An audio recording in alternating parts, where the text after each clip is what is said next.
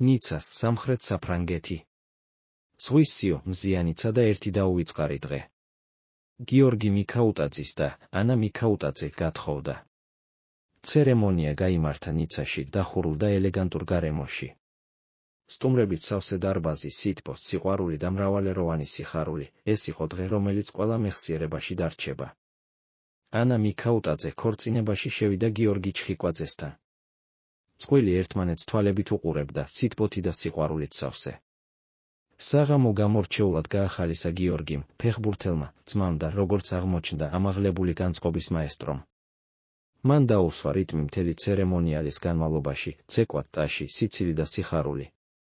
დამსწრე სტუმრები აღნიშნავდნენ, რომ ასეთ სუფთა, გულწრფელ და მხიარულ ქორწილში დიდი ხანია არ ყოფილა. ტრადიციული ქართული მუსიკა შეერწყა ფრანგულ ელეგანტურობას. იყო სადღეგრძელოები, სითბო, ცეკვები და ტრადიციული სასმელებიც, ყველაფერი როგორც ნამდვილ ქართულ ქორწილში უნდა იყოს.